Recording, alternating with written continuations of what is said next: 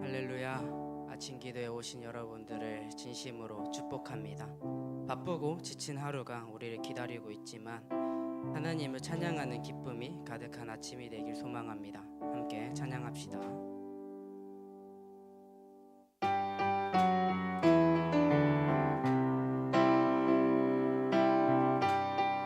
함께 찬양합시다. 주를 찾는 모든 자들이, 주를 찾는 모든 자들이 주로 말미암아 기뻐하고 즐거워하게 하시며, 주의 구원을 사랑하는 자들이 항상 말하기를 하나님은 위대하시다 하게. 처음부터 찬양합시다. 주를 찾는 모든 자들이 주로 말미암아 기뻐하고 즐거워하게 하시며, 주의 구원을 사랑하는 자들이 항상 말하기를 하나님은 위대하시다 하게. 주를 그는 나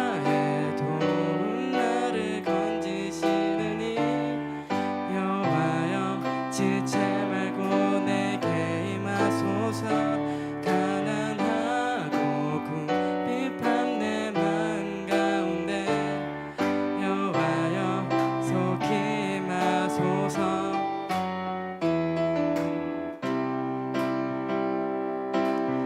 함께 처음부터 찬양합시다. 주를 찾는 모든 자들이, 주를 찾는 모든 자들이 주로 말미암아 기뻐하고 즐거워하게 하시며, 주의 구원을 사랑하는 자들이 항상 말하기를 하나님은 위대하다. 주를 찾는 모든 자들, 찾는 모든 자들이 주로 말미암아 기뻐하고 즐거워하게 하시며, 주의 구원을 사랑하는 자들이 항상 말하기를 하나님은 위대하시다 하게 하소서. 주는 나의 도움, 나를 건지시느니 여호와여 지체 말고 내게 임하소서. 가난하고 궁핍한 내 마음 가운데 여호와여, 함께 다시 찬양합시다. 주는 나의 도움, 나를 건지시느니 여호와여 지체 말고 내게 임하소서. 가난하고 궁핍한 내 마음 가운데 여호와여 속히 임하소서.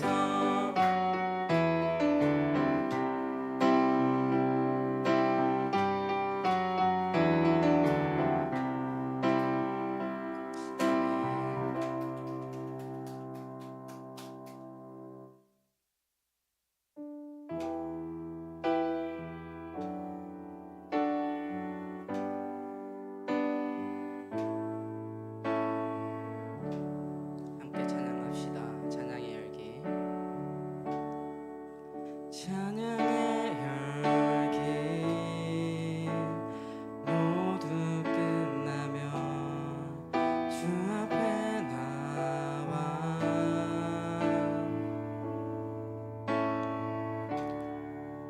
더욱 진실한 예배 드리네. 주님을 향한 노래 이상의 노래 이상의 노래. 내 맘 깊은 곳에 주께서 원하신 것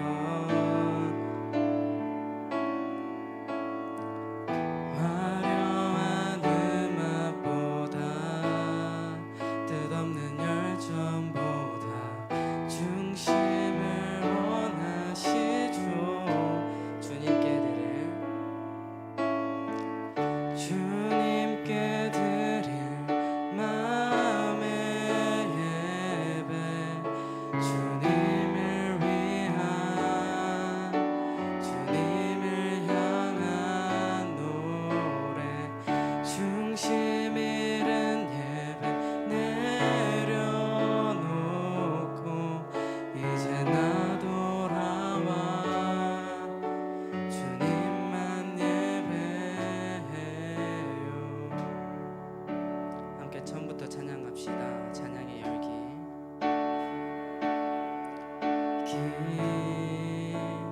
모두 끝나면 주 앞에 나와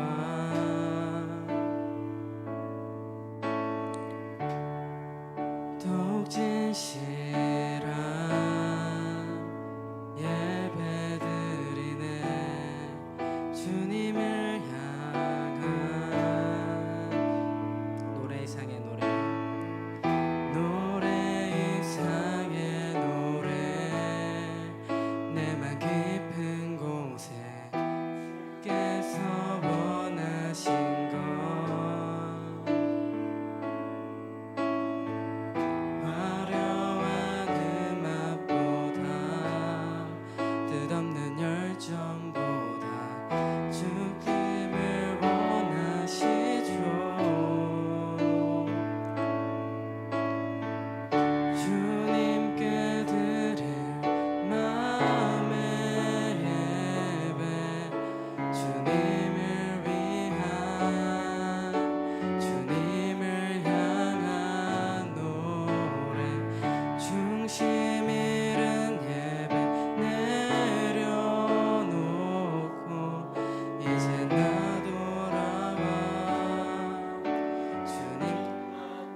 주님께 드릴 마음의 예배 주님을 위한 주님을 향한 노래 중심 잃은 예배 내려놓고 이제 나 돌아와 주님만 마지막으로 찬양합시다. 주님께 드릴 마음의 예배 주님을 위한 주님을 향한 노래 중심 잃은 예배 내려놓고 이제 나 돌아와 주님만 예배해요. 오늘 이 시간 함께 기도하실 때 마음 다하여 주를 찾는 자 될 수 있도록 하나님께 구하며 함께 나아갑시다. 기도합시다.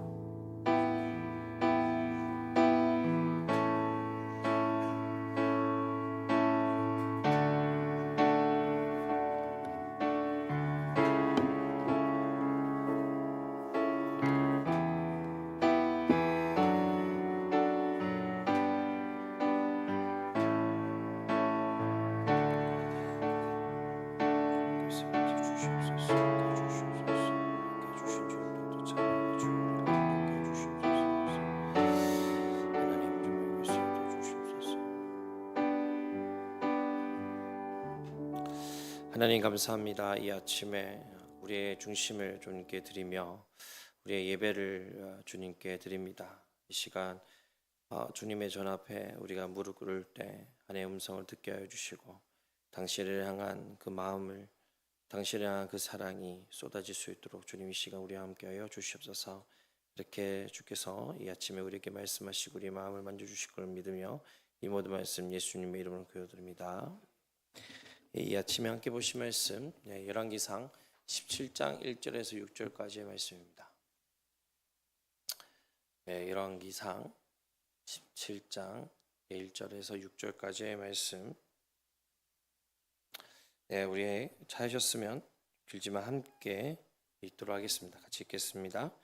길르앗에 우거하는 자 중에 디셉 사람 엘리야가 아합에게 말하되 내가 섬기는 이스라엘 하나님 여호와께서 살아계심을 두고 맹세하노니 내 말이 없으면 수년 동안 비도 이슬도 있지 아니하리라 하니라. 여호와의 말씀이 엘리야에게 임하여 이르시되 너는 여기서 떠나 동쪽으로 가서 요단 앞 그리 시냇가에 숨고 그 시냇물을 마시라. 내가 까마귀들에게 명령하여 거기서 너를 먹이게 하리라. 그가 여호와의 말씀과 같이 하여 곧 가서 요단 앞 그리 시냇가에 머물매 까마귀들이 아침에도 떡과 고기를 저녁에도 떡과 고기를 가져왔고 그가 시냇물을 마셨으나 땅에 비가 내리지 아니하므로 얼마 후에 그 시내가 마르니라. 여호와의 말씀이 엘리야에게 임하여 이르시되 너는 일어나 시돈 속한 사르밧으로 가서 거기 머물라. 내가 그곳 가보에게 명령하여 내게 음식을 주게 하였느니라. 그가 일어나 사르밧으로 가서 송문이 이를 때에 한 가부가 그곳에서 나무가지를 줍는지라. 이에 불러 이르되 청하건대 무릇에 물을 조금 가져다가 내가 마시게 하라. 그가 가지러 갈 때에 여호와가 불러 이르되 청하건대 내 손에 떡 한 조각을 내게로 가져오라. 그가 이르되 당신의 하나님 여호와께서 살아계심을 두고 맹세하노니 나는 떡이 없고 다만 통에 가루 한 움큼과 병에 기름 조금뿐이라. 내가 가지들을 주어다가 나와 내 아들을 위하여 음식을 만들어 먹고 그 후에는 죽으리라. 엘리야가 그에게 이르되 두려워하지 말고 가서 내 말대로 하려니와 먼저 그곳으로 나를 위하여 작은 떡 한 개를 만들어 내게로 가져오고 그 후에 너와 내 아들을 위하여 만들라. 이스라엘 하나님 여호와의 말씀이 나 여호와가 비를 지면에 내린 날까지 그 통의 가루가 떨어지지 아니하고 그 병의 기름이 없어지지 아니하리라 하셨느니라. 그가 가서 엘리야의 말대로 그와 엘리야와 그 식구가 여러 날을 먹었으나 여호와께서 엘리야를 통하여 하신 말씀 같이 통에 가루가 떨어지지 아니하고 병에 기름이 없어지지 아니하리라. 아멘. 예, 우리 여러분 그거 아시죠? 심리 테스트 중에 혹시 사랑의 언어 혹시 아세요? 사랑의 언어. 이게 뭐냐면 우리 한 사람이 책으로도 있는데 한 사람이 사랑을 표현하는 데 있어서 여러 가지 방식이 있다라는 거예요. 각자의 방법대로 사랑하고 그 방법대로 자기 본인이 사랑을 느낀다라는 거죠. 제가 제 아내도 사랑의 언어가 뭐냐면 첫 번째가 이제 선물이거든요. 그래서 이 옷도 저는 별로 선물이 아니에요. 저의 사랑의 언어는 함께하는 시간 뭐 이렇게 표현하는 거가 제 사랑의 언어인데 제 아내는 선물이더라고요. 그래서 저한테 꼭 이제 약간 돈이 여유가 있으면 저한테 옷을 사주거나 뭘 해주거든요. 근데 그때마다 막 감동이 오거나 막 그러진 않아요. 아 고맙다 여보 잘 입을게. 근데 잘 입을게 말해놓고서는 제가 옷 안 입잖아요. 엄청 삐지거든요. 난리가 납니다. 그래서 저도 이제 아내랑 교제하다 이제 지금도 이제 부부 생활하다 보면 싸워요. 뭐 여러 가지 싸우는데 보통 싸우더라도 뭐 이제 다툴더라도 제가 잘못을 하는 거죠. 삐지는 거죠 일방적으로. 그래도 뭐 두세 시간 지나면 풀리거든요. 그런데 하루가 지나는데 말을 안 해. 그때부터 심각해지는 거거든요. 그래서 심각해지니까 제가 이제 그때서야 어떻게 합니까? 제 아내는 항상 실용적이어서 이 선물 중에서 꽃을 싫어하는 사람이거든요. 꽃 선물하지 마라. 꽃 선물은 싫어한다. 막 저한테 그랬었거든요. 그때 꽃을 딱 사다 줍니다. 그러면 꽃을 보자마자 바로 얼굴이 환해지면서 그 전까지 완전 삐져있던 얼굴이 탁 풀리거든요. 그런 것처럼 정말 이 아내가 저한테 이렇게 사랑을 표현할 때 그렇게 좋아하듯이 본인도 이렇게 받을 때 엄청 좋아하듯이 저도 그렇게 좋아하기를 원했던 거죠. 그래서 제가 이제 제 아내가 이 선물을 받을 때마다 너무 좋아하는 모습 보면서 아내가 나한테 저렇게 사랑을 표현했구나. 참 감동이 되더라고요. 그런 것처럼 이 어쩌면 열왕기 17장은 하나님의 사랑의 언어가 담겨 있다라는 거예요. 하나님의 사랑 언어를 발견하는 오늘 하루가 되었으면 좋겠어요. 이 말씀 속에서 어떻게 하나님이 사랑하시는지 그 사랑 안에서 거하는 우리 오늘 하루가 되길 소망합니다. 먼저 이스라엘 이야기하기 전에 왕 노래를 해야 되는데 잘 기억이 안 나요. 어제 계속 이렇게 반복해서 듣는데 음률이 잘 기억이 안 나는데 한번 제가 해볼까요? 같이 그래도 한번 우리 목사님 이틀 동안 들었던 분들은 기억나실 거예요. 한번 같이 해봅시다. 여로보암 나다 바사엘라 시므리 오므리 아하시아 맞죠? 이상한가요? 뭐 동영상 보고 따라했는데도 다시 한번 해봅시다. 자 원래 다시 처음부터 끝까지 한번 해봅시다. 시작. 여로보암 나다 바사엘라 시므리 오므리 아하시아 맞죠? 예. 아마 목사님 계속 하실 것 같아요. 우리 그럴 때마다 한번 기억해 봅시다. 오늘은 아합의 이야기입니다. 저 죄송해요. 요셉아 이것 좀 한번 꺼줄래? 어제도 들었지만 그 아합은 시돈의 공주 이세벨과 결혼하여 바알을 숭배하는 그런 이스라엘 북이스라엘의 그런 바알을 숭배를 가지고 왔어요. 그래서 정치적으로 강력한 왕권을 형성하게 됐고 영적으로는 북이스라엘이 가장 타락했던 시기도 했던 거죠. 그 중심에는 하나님을 떠나 바알을 섬기는 백성들이 있었습니다. 근데 이 하나님을 싫다해서 바알이 너무 좋아서 하나님을 떠났습니다. 그러나 하나님은 이 백성들을 어떻게 해요? 포기하지 않으셨다라는 거예요. 오히려 하나님의 사랑의 표현이 바로 1절부터 바로 시작되는 겁니다. 한 사람을 세우시죠. 그 사람이 누군지 한번 봅시다. 1절 같이 읽어볼까요? 시작.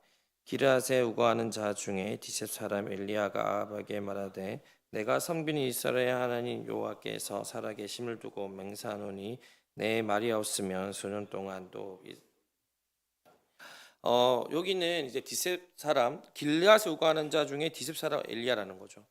근데 그가 하나님의 명령이라면서 이제 저주라는데 이것은 이 단순한 저주가 아닙니다. 단순한 하나님의 책망이 아니에요. 이것은 언약에 의한 하나님과 이 백성들을 함께 언약을 맺었던 그 언약에 의한 경고인 거죠. 그게 바로 신명기에 나타나고 있습니다. 신명기 11장 16절에서 17절 말씀. 네, 같이 읽겠습니다. 시작. 너희는 스스로 상관하 두렵건대 마음에 미혹하여 돌이켜 다른 신들을 섬기며 그것에게 절함으로 여호와께서 너희에게 진노하사 하늘을 닫아 비를 내리지 아니하여 땅이 소산을 내지 않게 하심으로 너희가 여호와께서 주신 아름다운 땅에서 속히 멸망할까 하노라. 여기 뭐라고 되어 있습니까? 하나님께서 이것을 멸망할까? 저 비를 내리지 아니한다. 너희들이 나와 함께 맺은 언약은 너희들이 나를 끝까지 나 외에 다른 신을 섬긴다면 너희들에게 이 가뭄을 줄 것이다. 그리고 너희들이 멸망할 수 있다라고 하며 하나님께서 근심을 가지며 경고하는 말씀이신 거죠. 이 말씀 다시 한번 더 상기시키는 거예요. 하나님이 어떤 마음에서 그 얘기를 하셨는지.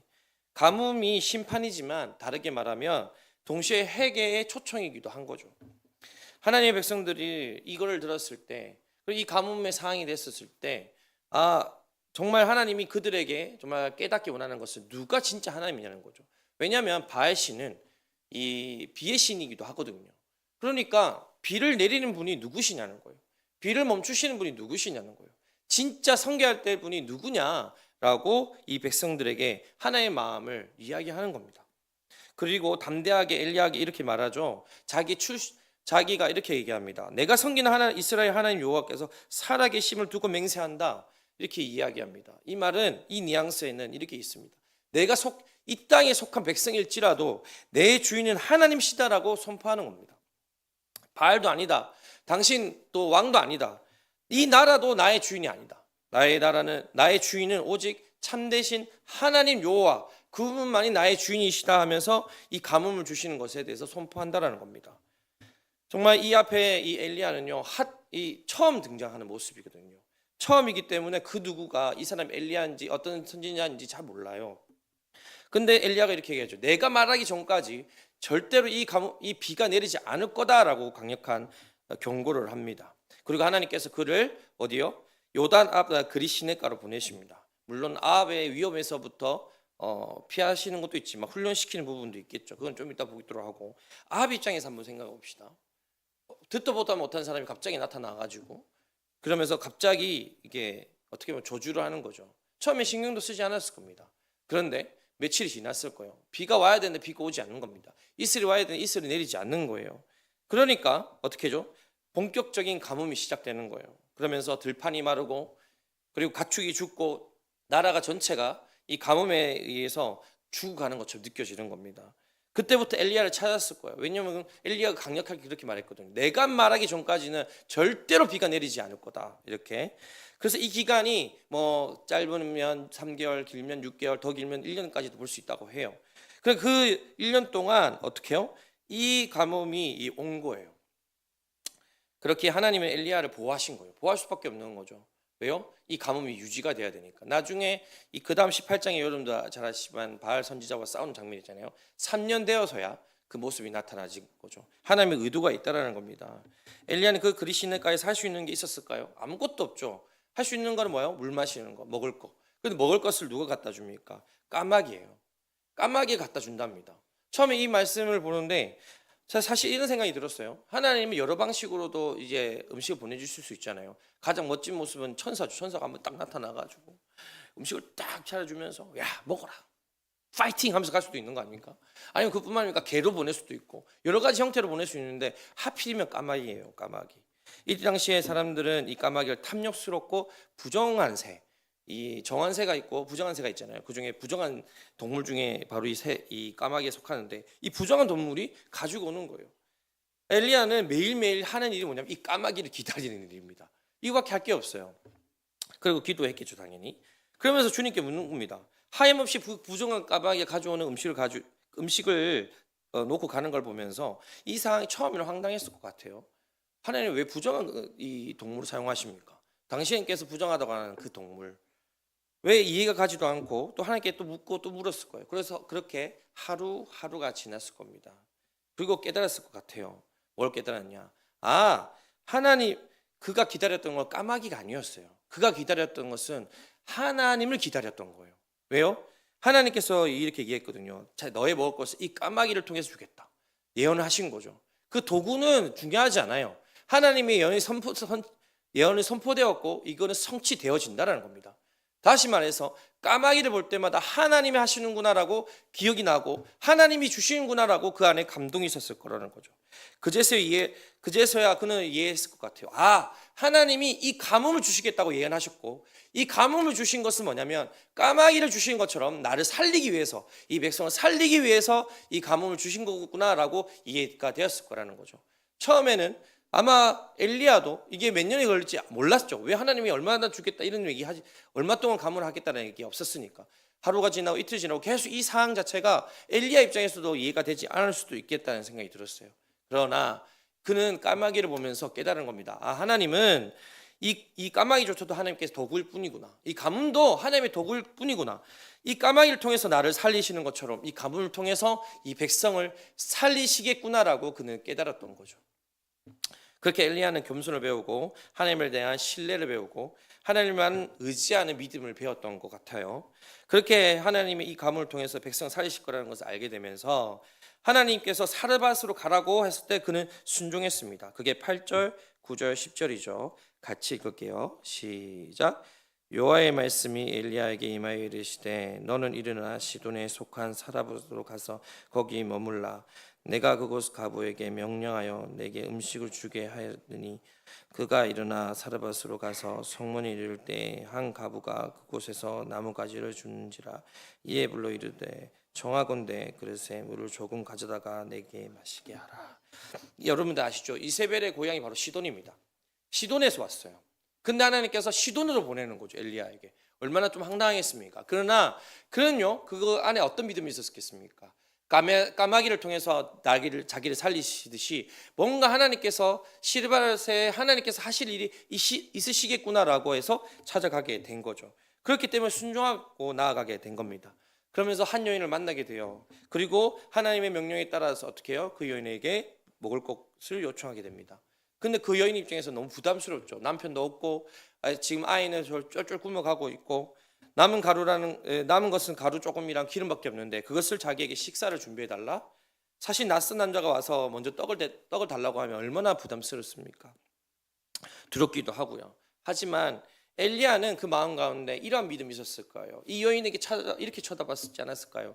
하나님이 하실 것이다. 걱정하지 마, 두려워하지 말라. 정말 이 여인이 두려워하고 있는 그 모든 것들을 하나님께서 반드시 하실 것이다라는 눈빛으로 그 여인에게 이렇게 그 마음 속에 이렇게 간절히 기도했을 것 같아요. 하나님, 이 여인의 마음을 열어주십시오. 이 여인이 순종하게 해주십시오. 하나님의 말씀 앞에 순종하는 이 여인이 되게 해주십시오 라고 얘기했어. 그 마음 가운데 그렇게 기도하지 않았을까요? 그래서 이것이 마치 하나님께서 이스라엘 백성들에게 가뭄을 통해서 이렇게 얘기하는 것 같아요.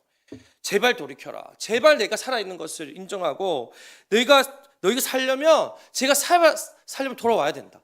제발 너희가 살았으면 좋겠어. 내 말을 들었으면 좋겠어. 오직 나에게 생명이 있고 그것은 아무것도 아니야 라고 하나님이 이 가뭄을 통해서 이 여인에게 무리한 부탁을 하는 엘리야의 모습처럼 하나님이 이 가뭄을 통해서 이 백성들에게 이야기한다라는 생각이 들었습니다. 엘리야에게도 이해되지 않았던 길이죠. 사르밧 가부에게도 이해가 되지 않아요. 왜 까마귀입니까? 왜 가뭄입니까? 왜 하나님 갑자기 와가지고 가부인 나에게 이 남자가 와서 갑자기 무리한 부탁을 합니까? 이해가 되지 않습니다. 그러나 엘리야나 이 사르밧 여인 가부도 말씀 앞에 순종하죠. 그래서 하나님께서 새로운 길을 열어주십니다. 15절 16절 말씀입니다. 제가 읽을게요. 그가 가서 엘리야의 말대로 하였더니 그와 엘리야와 그의 식구가 여러 날을 먹었으나 여호와께서 엘리야를 통하여 하신 말씀같이 통의 가루가 떨어지지 아니하고 병의 기름이 없어지지 아니하니라. 가부가 말씀을 앞에 순종했을 때 기적이 일어납니다. 가루통의 가루가 없어지지 아니하고 기름병의 기름이 마르지 않았습니다. 이해되지 않는 상황에서 정말 그 앞에 순종한다라는 거, 말씀 앞에 순종한다라는 거 사실 쉽지 않습니다. 하나님께서 새로운 길을 여실 거다. 하나님이 내 안에 정말 이 지금까지 여러분들 우리 이 경상대 가운데 그리고 우리 공동체 가운데 지금 이 모든 상황을 여러분의 가정 환경을 다 이끄셨을 거예요. 근데 이해가 되지 않는 영역도 있을 겁니다. 왜 하나님 이렇게까지 일하시지? 왜 나를 이렇게 어렵게 하시지? 그런데 그곳 가운데 이해되지 않지만 하나님의 말씀을 붙들었을 때 하나님께서 새로운 길을 여신다라는 거예요. 아멘. 그분이 선하신 하나님이십니다. 오늘 여러분들 삶 가운데 이해되지 않는 사항들이 있습니까? 보이지 않고 답답한 현실이 있습니까? 시험이라는 게 답답하죠. 그런데 그걸 통해서 하나님은 하나님이 원하시는 메시지가 있다라는 거예요. 하나님의 사랑의 방법이 있다라는 겁니다. 오늘 엘리야와 사르밧 과부에 대해서 한번 기억했으면 좋겠습니다. 다시 되새겨봤으면 좋겠어요. 하나님은 우리가 이해하는 방법으로도 일하시지만 우리가 이해되지 않고 우리가 왜 이렇게까지 하시지라는 그런 방법을 통해서도 하나님은 일하시는 분이신 줄 믿습니다. 그 이유가 뭘까요? 바로 우리를 살리시려고, 우리를 함께 하시려고, 우리에게 하나님의 사랑을 주시려고 하나님께서 여러 가지 방법으로 우리에게 찾아오시고 역사하시고 우리 이끌어 가신 줄 믿습니다. 그 과정 속에서 우리가 바라는 것 오직 한 가지입니다. 하나님, 당신이 원하시는 게 무엇입니까? 주님, 당신 앞에 순종하고 싶습니다. 하나님, 당신의 방법이 이해가 되지 않지만 그럼에도 당신의 말씀을 붙들고 나아가는 우리들 되게 하여 주시옵소서. 이 열왕기상 17장이 보여주는 하나님의 사랑의 언어는 바로 이해하지 못하더라도, 우리가 납득하지 못하더라도 하나님의 계획은 우리를 향한 사랑이라는 겁니다. 그 사랑 안에 우리가 거하는 우리들이 되길 소망합니다. 하나님의 메시지는 분명합니다. 나는 너를 살리고 싶다. 모든 과정 속에서 우리를 버리시는 것이 아니라 살리려는 하나님의 인도하심이고 우리를 구원코자 하시는 하나님의 계획이신 줄 믿습니다. 우리 오늘 하루도 그렇게 주님을 바라보며 오늘 하루도 그렇게 우리를 살리시는 주님을 신뢰하며 오늘 하루도 그렇게 시험 가운데, 기경 가운데, 직장 생활 가운데, 내 삶의 어려움 가운데 주를 바라보는 귀한 우리 성도들, 우리 그런 귀한 지체들 되길 소망합니다. 제가 기도하고 주기도문 하겠습니다. 하나님, 이 사르밧 과부와 정말 이 엘리야를 통해서 하나님께서 하시는 일들이 참 여러 가지라는 것을 참 많이 느낍니다. 때로는 내 삶 가운데 이해가 되지 않는 당신의 사랑의 이 표현들, 그리고 말씀하시는 것들이 때로는 부담스럽기도 하고 굳이 이렇게까지 하셔야 되나라는 마음도 들 때도 있겠지만 그럴 때마다 주님이 새 일을 행하실 거라는 내 안에 믿음으로 반응하며 주님께서 가장 선하신 분임을 신뢰하며 오늘 하루도 살아갈 수 있는 저희들 되게 하여 주시옵소서. 시험 기간이고 정말 직장 생활에서도 어려운 기간일지도 모릅니다. 때로 외롭기도 하고 답답하기도 하고 정말 이렇게까지 이 상황이 벌어져야 되나라는 그런 막막한 현실일 때도 있겠지만 그럴 때마다 가장 좋은 길을 내시는 하나님을 바라보며 우리를 위해 정말 날마다 정말 중보하신 예수 그리스도의 십자가의 은혜를 바라보며 정말 우리가 날마다 주를 신뢰하는 귀한 하나님의 백성들 다 되게 하여 주시옵소서. 지치지 아니하게 하여 주시고 주를 신뢰하는 귀한 하나님의 청년들 되어 하나님 마지막까지 이 경주를, 이 시험을 정말 잘 치르고 또한 좋은 하나님의 안에서 좋은 결과를 얻을 수 있도록 주님 함께하여 주시옵소서. 그렇게 주께서 행하실 것을 믿으며 이 모든 말씀 예수님의 이름으로 함께 기도드립니다. 하늘에 계신 우리 아버지, 아버지의 이름을 거룩하게 하시며 아버지의 나라가 오게 하시며 아버지의 뜻이 하늘에서와 같이 땅에서도 이루어지게 하소서. 오늘 우리에게 일용할 양식을 주시고 우리가 우리에게 잘못한 사람을 용서하여 준 것 같이 우리 죄를 용서하여 주시고 우리를 시험에 빠지지 않게 하시고 악에서 구하소서. 나라와 권능과 영광이 영원히 아버지의 것입니다. 아멘.